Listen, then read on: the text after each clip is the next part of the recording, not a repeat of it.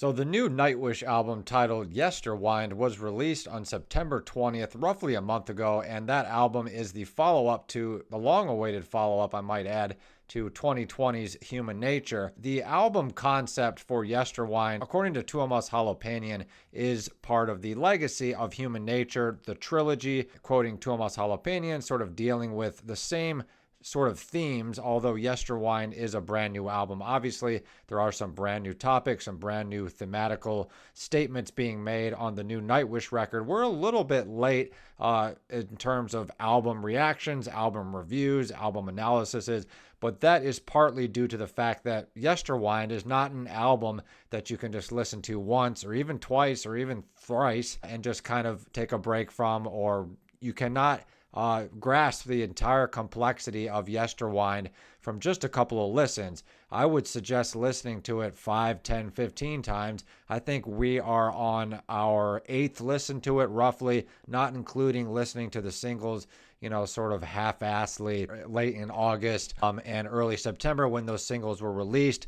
Now that we have the full package album, I definitely suggest taking some time to listen to the music, read the lyrics, study the culture and sort of the vibe of the entire album, because it is an album like a great novel that will take many weeks and many months, if not years, to completely immerse yourself and understand. And that's what makes Nightwish so special. So I hope you all will join me for this analysis of Nightwish's Yesterwynde. So speaking of sort of the Nightwish album trilogy that begun roughly around 2015 with Endless Forms Most Beautiful, we saw a change of direction for the Nightwish band, the Nightwish band members, not only musically, but slightly also profoundly lyrically and aesthetically. Obviously, it was the first album with Floor Jansen, as well as the first album that featured Kai Hatto after Jukka Navalenian's unfortunate early retirement due to terrible insomnia. We wish Jukka Navalenian all the best. By the time Human Nature came around, or by the time Endless Forms Most Beautiful came around,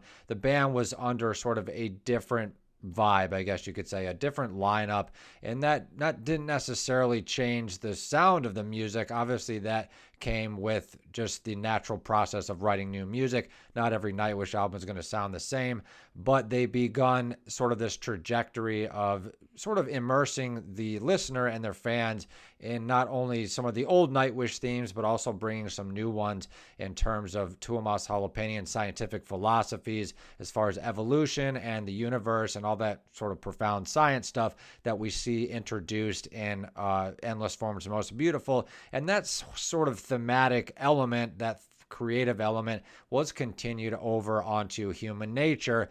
And I will say that Yesterwynde, going fast forwarding to Yesterwynde, offers a little more of that traditional Nightwish aesthetic that I think unfortunately was missing on the previous two albums. I'm not saying Endless Forms or Human Nature were not great albums. I would like to go back and study them again and maybe find a new appreciation for them after all the time that's passed. But I just remember when the albums first came out, I was pretty into them, but they are not going to, at least in terms of now, I do not believe that they will stick with me the same way that I think Yesterwynde will, or the previous Nightwish albums, Imaginarium, Dark Passion Play, Once, blah, blah, blah, Century Child. So by the time we get to Human Nature, some of those, like I said, those themes are still explored. And I think musically, Nightwish, maybe for better or worse, for those two albums, Human Nature and Endless Forms Most Beautiful, almost seem to fall into somewhat of a pattern or somewhat of a formula, perhaps.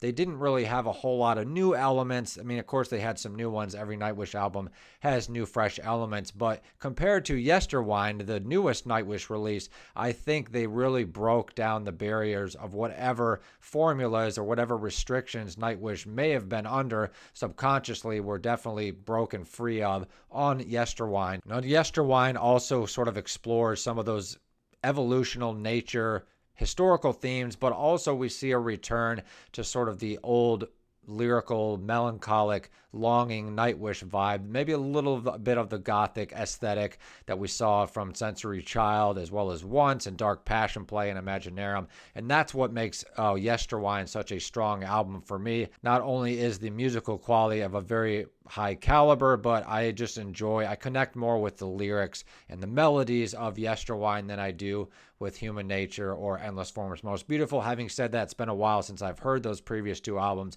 so I would like to go back for a fresh listen. But we are going to sort of break down this video talking about the different elements of the album and surrounding the album. By the time we get to the conclusion, we'll kind of sum everything up. But I will say that Yesterwynde is an excellent Nightwish album, probably, in my opinion, the best since Imaginarum. Having said that, like we said previously, you can't just listen to it once or twice or skip through the singles. This is an album that I really enjoyed listening to from the get-go, from the beginning track, the first second of the album, all the way to the end. All of the songs are extremely strong. There are maybe a few that I might skip every once in a blue moon, but to really immerse yourself in the Yesterwynde universe, it requires a dedication to the full 45, 50 minutes, however long the album is. And I will say the album is modestly short. It's not obscenely long. Now, the double album, the second part of the album, the double disc or the vinyl or whatever, is just the orchestral versions of regular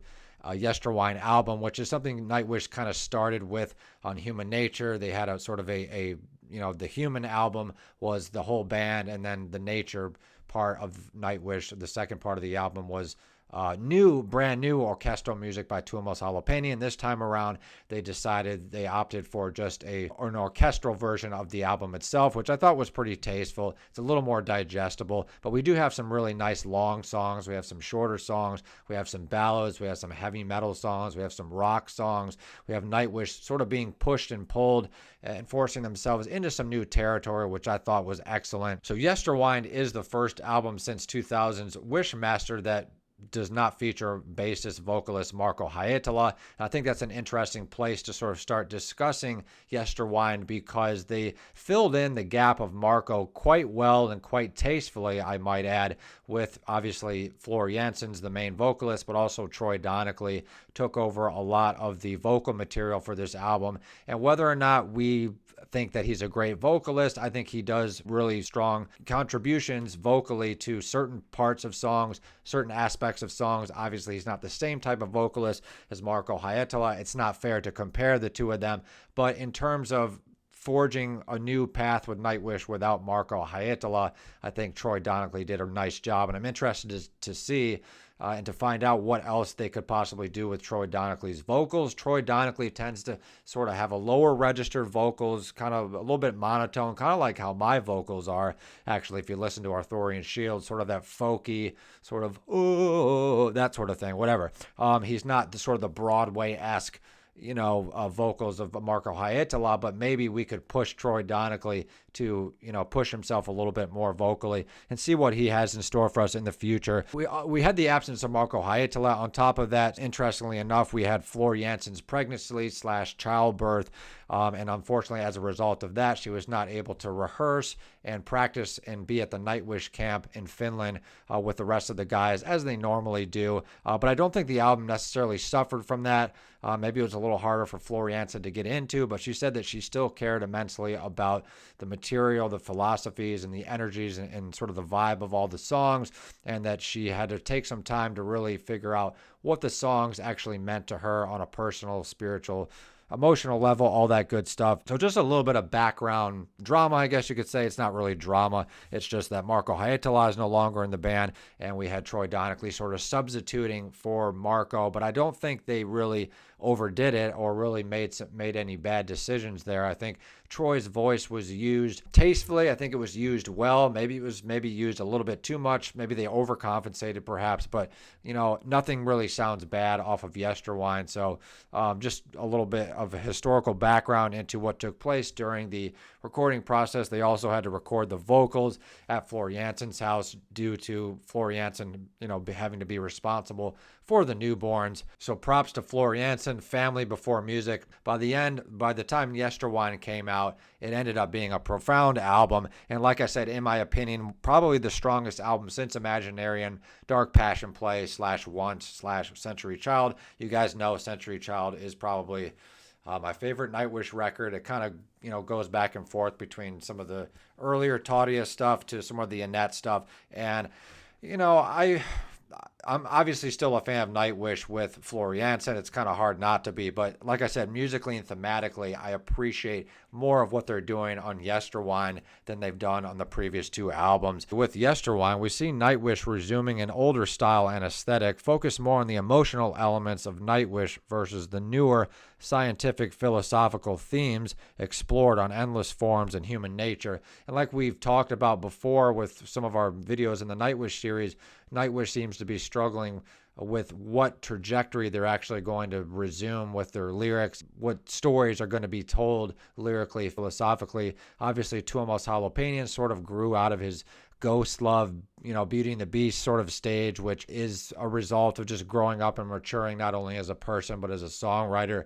And we can't hold any grudges to Tuomas Holopainen for that. Nightwish, I think it was time for Nightwish to sort of venture into new territory, not only musically and band member wise, but also with the lyrics and sort of the thematic elements that we see. But like I said, with Yesterwynde, we see some lyrics that pop up and some song motifs and even melodies that are reminiscent of Century Child. They're reminiscent of Once or even the Oceanborn era. They're very reminiscent of sort of the Imaginarum, Dark Passion Play, Annette-esque era. So we're seeing a lot of different elements of Nightwish with this new album, and I think it feels much more, let me know if you guys think I'm wrong or right about this, but as a Nightwish fan, Yesterwynde seems like much more of a Nightwish album, if that makes sense, compared to the previous two, where Nightwish kind of went down this other road of scientific, philosophical, sort of humanitarian themes, which aren't bad. There's no reason those sort of topics cannot fit in Nightwish, but I like seeing sort of the more melancholic, gothic, darker elements, more emotional, emo-esque elements that we saw on the old trajectory of the Taudia albums and some of the Annette stuff. And we briefly discussed that Nightwish seemed to sort of fall into somewhat of a formula, but this album, Yesterwynde, sees Nightwish exploring different musical themes. We have a great track list. We'll go over the track list at the end, but I would say the most thing that stood out to me musically in particular was, first of all, just the great vocals of Floriansen. I mean, she's always a great vocalist, but I think we saw her just sort of pushing and pulling between really dramatic belting and more softer, sweeter, more feminine sort of elements in her vocals. Obviously, we had a lot of Troy Donackley accompanying the lyrics and the songs along with Floriansen, which added a new musical element that we saw a little bit on Human Nature and Endless Forms, but this album was sort of 50%, I would say, vocally a Troy album. And I think it's interesting to see, like I said, what Troy has in store for us vocally. Like I said, he's slightly limited as a vocalist, but there's no reason that we can't look forward to him singing more in the future for Nightwish, because it sort of folky, soft male vocals worked quite well on even going all the way back to Angels Fall First when Tuomas Holopainen was doing vocals. I know he cringes when people mention that or when he remembers it, but his vocals were quite good, and it's almost like they knew that Marko Hietala is not replaceable, so they went for a softer, more subtle, perhaps male vocalist approach. And obviously, when Marko Hietala originally left the band, I think fans were hoping that they were going to hire a new bass player that could sing and do vocals. I know the new Yuka from Winter Sun can also do vocals, but I'm not sure what those vocals are. I guess they're more like guttural vocals. And Tuomas Holopainen and some of the people in Nightwish said that there's really nothing that's off limits vocal-wise for Nightwish, but they don't just want to throw in guttural vocals, for example, or whatever, Broadway vocals just for the sake of it. They want it to really fit. And I think for the first album without Marko Hietala, I mean, they did a beautiful job with it. And it was just, I was reading some of the comments on Reddit just regarding how tasteful everything sounds and the fact that they did not try to replace Marko Hietala's talent with somebody else. That might have been, even though I think a lot of fans, including myself, were sort of anticipating that initially when Marko Hietala left. Once they settled in with the ex-Winter Sun guy, Yuka, musically, I think some people were disappointed that they weren't going to have any more Marko Hietala vocals. But with the combination of Troy Donackley and Floriansen and maybe the new Yuka, I keep saying the new Yuka because I can't remember his last name at the moment, but the ex-Winter Sun Yuka. So just lyrically and or vocally rather, the album was different on that element. Now, element number 3 for me was sort of the sounds and modes and motifs used on the keyboard. Tuomas Halopeinen on the previous 2 albums seems to have fallen into a formula where he sort of dropped sort of those gothic organ-esque sounding old century child sort of keyboard sounds. He's opted more for piano, symphonic synthesizer type sounds. It was really nice to hear, like on the song Spider Silk, for example, or Yesterwynde, that had some really old school Nightwish synthesizer organ sounds, and Tuomas Halopeinen really went ham on some of those parts, like that part in Spider Silk that goes like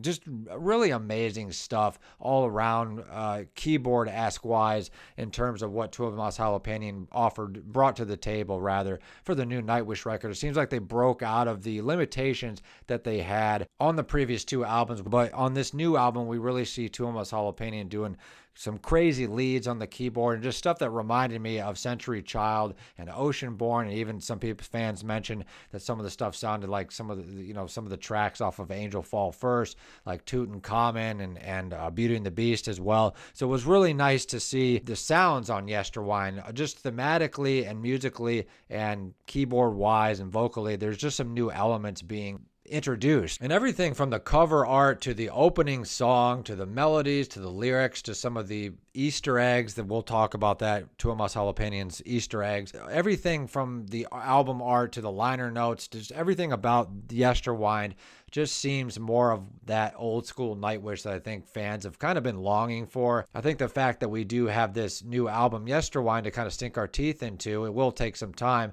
but I think this is a good opportunity for fans that have been slightly disillusioned with the previous 2 albums to go back to Human Nature and Endless Forms and kind of relearn them, reappreciate them in context, in comparison to Yesterwynde, and kind of see how all 3 of those albums, now that we have Yesterwynde, is going to fit into this puzzle, be completing the puzzle or somewhat completing it. Tuomas Halopeinen has said that Endless Forms and Human Nature, including Yesterwynde, is part of a trilogy. Now, what does that mean? Is Nightwish going to abandon some of the themes that they begun on Endless Forms? Are they going to resume some of them? Are they going to go back to sort of their older themes? And I think Tuomas, maybe perhaps with the loss of his father and the exit of Marko Hietala, just other elements within Tuomas's life or outside of Nightwish, have sort of got Tuomas thinking on different levels, emotionally, mentally, and spiritually.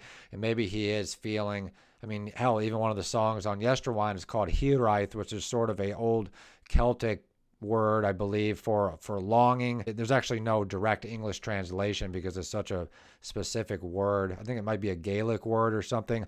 But there's some of the elements really made you think on this album, and you start thinking, is Tuomas still dealing with some of these themes? There's even some lyrics about beasts still roaming the hills and ghost love lullabies, and maybe that brings us to the last section of this video, and that is the Easter eggs offered by Tuomas Halopeinen. We'll also get into some of the conspiracy surrounding some of the song lyrics on Yesterwynde. But yes, Tuomas Halopeinen has stated that he left a lot of Easter eggs on this album, in the lyrics, in the liner notes, in the cover art, in the music videos. Now, fans are speculating on what exactly those Easter eggs are. Tuomas Halopeinen posted something on Instagram with one of the designers from Puuk Watches, which is like a Finnish watch company or something that is partnered with Nightwish currently. They're making Yesterwynde watches or something. There's also going to be Easter eggs in the Nightwish Puuk watches too. So it's interesting, and it's pretty fascinating to see, to speculate what those Easter eggs are. Some fans are under the impression that, well, Tuomas Halopeinen posted something on Instagram basically saying that nobody has found the Easter eggs yet. We were still waiting for somebody to find the Easter eggs. And a fan sort of replied on Reddit and said, well, how would Tuomas know if anyone found the Easter eggs? Do you have to message him or something?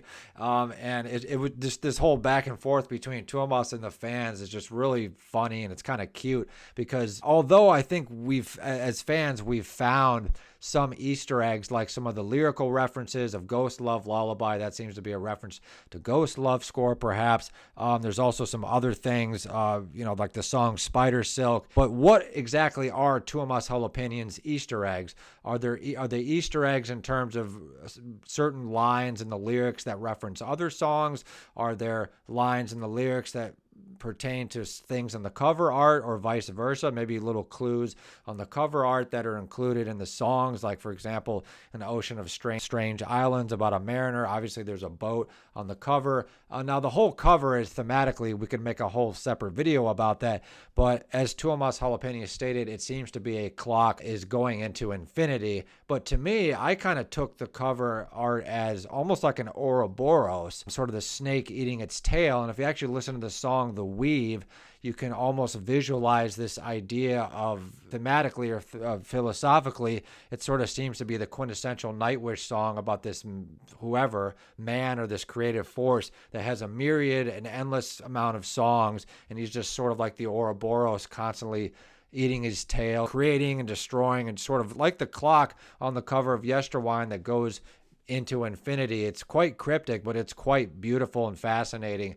And we have the butterflies. I was really happy to see the return of the butterflies in the Nightwish art. And I haven't got my physical copy yet because it's still shipping. But when it does arrive, I'm going to explore the liner notes and some of the art within the liner notes within the booklet, rather, of the CD, and kind of explore what other Easter eggs might be there. Obviously, there's some Easter eggs in the videos. How many Easter eggs, did Tuomas Jalapenian put? Is he playing like this really deep, almost literature-esque game, Shakespearean game, where he really wants us to take some time and study the lyrics and the album art? Does he want us to sort of study all of these things interchangeably? What exactly are those Easter eggs? Are they thematic? Are they referencing the lyrics? Are they referencing old Nightwish songs? Are they referencing old Nightwish band members? Is Tuomas Jalapenian trying to cryptically tell us something? This is the first time he's actually ever stated that there were Easter eggs in a Nightwish album, which by itself is extremely fascinating. And sort of begs the question, were there Easter eggs on other albums? He just never mentioned it, and the fans never really caught on. As far as Tuomas Jalapenian's Easter eggs, I mean, lyrically, he's always kind of left little Easter eggs, like especially in the early albums, he was always referencing other songs like Ghost Loves and Dead Boys and, the Crow, the Owl, and the Dove. And so there's always sort of been little Easter eggs throughout Nightwish's trajectory musically and lyrically. But what are these new Easter eggs surrounding Yesterwynde? How deep does the Easter egg conspiracy go? Are we still going to have fans trying to find out the Yesterwynde Easter eggs, a year or two from now? It's possible. So this does lead to the sort of the final topic of the Yesterwynde universe, which is the song Spider Silk, one of the standalone songs on this record that really stand out differently. It's more of a gothic, sort of darker, old school Nightwish. It sort of reminded me of Romanticide or something like that from Once, just sort of the idea of the push and pull, the tension between creativity and art, and the release of creativity versus sort of the spider silk, the spider spinning its web and sort of sucking the life out of its creative endeavor. Now, there are some fans on Reddit in particular, and that's why you shouldn't go on Reddit, because nothing ever good comes out of Reddit. But they had some interesting theories that Spider Silk is sort of a response to the Undertaker song by Tarja Turunen, featured on one of her solo albums not long ago. I can't remember which one it was. But the song Spider Silk seems to sort of reference a creative endeavor and how certain individuals use others' creativity to benefit their own, hence the reference to spiders and crosses on your back and black widows and all that. Basically, what the fans are speculating is that Spider Silk is some kind of cryptic message to or about Tarja Turunen. Now, there really doesn't seem to be any direct evidence of that. I haven't really read the lyrics of Undertaker in a while, so I would have to go back and see if there's any that are similar, but sort of the melodies are similar, and I think maybe that's what the fans were speculating on. Sort of thematically and lyrically and musically, Undertaker does sound a little bit similar to Spider Silk. Now, why all of a sudden would Tuomas Jalapenian be sort of trying to send a cryptic message to. This whole conspiracy goes really, really deep. I mean, it's pretty fascinating. Obviously, Tuomas Holopainen doesn't have anything to do with it. He doesn't really read social media comments, or so he says. I think he should, because he might find something really interesting there, just kind of tease the fans with, or speculate with the fans, or just keep us, engaged. It's a great way to keep us engaged. But the song Spider Silk, it seems to be a sort of a one-off on the album. Like, there's no other songs really like it. And it seems there does seem to be some tension there within the creative process versus the muse. It's almost about, it seems to be about a woman. I could be wrong about this, but on a surface level, Spider Silk seems to tell of a woman, a female entity, sort of sucking the creative energy out of another. And it's sort of reminiscent of how things ended with Tautia and Tuomas. I'm not saying that Tautia, sucked the life force out of Tuomas. Obviously, that wasn't the case, but sort of the idea of latching on to a songwriter or another musician or a band, and sort of using their creative energy, their songwriting skills to sort of prop up your own vocal career or whatever. Some people allege that that's what Tautia kind of did, but Tautia is obviously her own songwriter now, and she's been for quite some time. But the whole idea of Spider Silk is interesting. Does it have anything to do with a female entity, another female in Tuomas's past, or is it just, does the female entity in Spider Silk, is that more of a stand-in for the creative process in general? But this whole conspiracy goes pretty deep. Some fans are definitely convinced that Spider Silk is a reference to Tautia Turunian. Now, you would have to kind of go back and break down the lyrics to maybe understand why that is, but couldn't it have been a reference to Annette Olsland as well? I mean, who knows? But there does seem to be some fan speculation / tension on wanting to see what the Spider Silk is actually about. I don't anticipate that Tuomas Holopainen is ever going to tell us. He rarely tells us what his songs are. He likes to leave the lyrics and the themes sort of the top. I mean, obviously some of the songs like Children of Ata and, The Day Of, obviously those songs are pretty obvious what they're about, but the more sort of older school Nightwish songs are much harder to sort of decipher. And that's, in conclusion, we'll kind of close this video out, but that was what was so fascinating to me about Yesterwynde, is that there's a lot of songs that you cannot quite tell what he's getting at, like The Weave, perhaps, or Hiraeth. I mean, Hiraeth is a song about longing, but there's certain lyrics in there that are pretty cryptic. Ocean of Strange Islands is pretty cryptic and esoteric.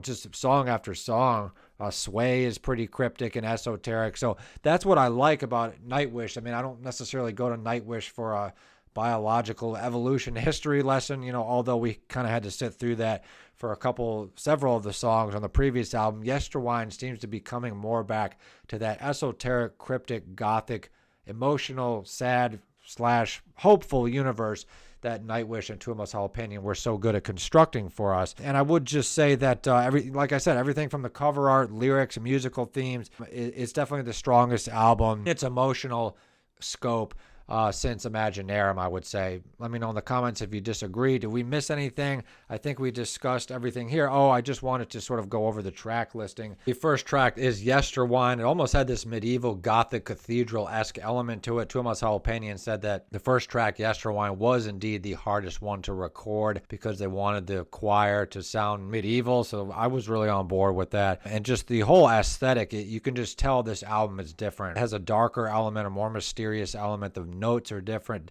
Floor Jansen is doing this beautiful sort of minor tritone-esque stuff vocally. It's just excellent, and it sets up the whole stage for the rest of the album. Track number 2 is An Ocean of Strange Islands, probably one of the standout tracks of the album. Epic, classic Nightwish, really groovy Empu guitars and great blasting Kai Hutto drums and excellent Tuomas Holopainen keyboards. Great Floor Jansen and great stuff on the bass from Yuka as well. Track number 3 is The Antikythera Mechanism, which is a song featuring some information on an old Greek piece of astrological equipment. It was sort of known as like the world's first computer.